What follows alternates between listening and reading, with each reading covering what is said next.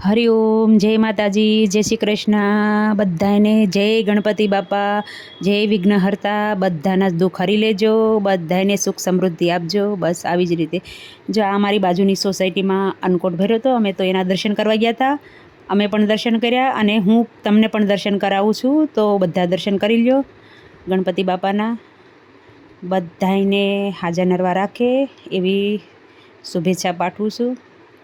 બસ અને બસ વર્ષો વર્ષ આવી રીતે જ બધાએ ગણેશ ઉત્સવ મનાવતા રહે એવી મારે બધાને શુભેચ્છા છે. આ છે અમારા સોસાયટીમાં ગણેશ ઉત્સવ. તો જે કોઈ મારો વિડીયો જોતા હોય એ બધા આવજો દર્શન કરવા. હાલો, જો આરતીની તૈયારી થઈ ગઈ છે. સવારની આરતી રોજ અમારા ઘરની હોય છે. અમારા મોટા ભાઈ અને ભાભી છે, એ બે આવી ગયા છે આરતી ઉતારવા. જો પહેલાં બધી પૂજાની તૈયારી કરી, પછી આરતીની તૈયારી કરી. પહેલાં એમણે બંને આરતી ઉતારી, પછી વારા ફરતી જેમ આવતા જાય એમ બધા આરતી ઉતારતા જાય. તો બધું આવી જ રીતે અમે અમારી સોસાયટીમાં બધાએ હળી મળીને આ ઉત્સવ ઉજવીએ છીએ.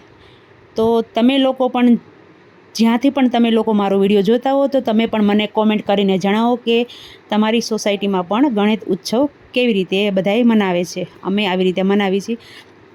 અમારી સોસાયટીમાં બધા જ હંપીને બધા ઉત્સવ મનાવવામાં આવે છે. અને જો અમારી સોસાયટીમાં પણ કોઈને દર્શન કરવા આવવા હોય તો આવજો.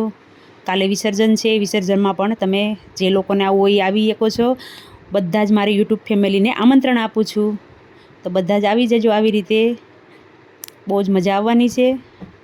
તો પ્લીઝ પૂરા વિડીયોમાં તમે મારી સાથે જોડાયેલા રહેજો અને મારો વિડીયો કન્ટિન્યુ જોતા રહેજો. અને જો તમને મારો વિડીયો સારો લાગતો હોય તો પ્લીઝ મારા વિડીયાને લાઈક કરજો, શેર કરજો અને સબસ્ક્રાઈબ કરજો. અને એક મસ્ત મજાની કોમેન્ટ લખજો, અને કોમેન્ટમાં જય ગણપતિ દાદા તો જરૂરથી લખજો. બસ જો આવી રીતે જ 5 દિવસ અમારા કઈ રીતે પૂરા થઈ જશે એ મને ખબર નહીં પડે. અમને કોઈને પણ બહુ જ મજા આવશે. અને બસ આવી જ રીતે નવરાત્રિ પણ મનાવવાની છે. હાલો, તો હવે મળશું કાલે. બધાને મારા હરિઓમ, જય માતાજી, જય શ્રી કૃષ્ણ, જય ગણપતિ બાપા મોરિયા.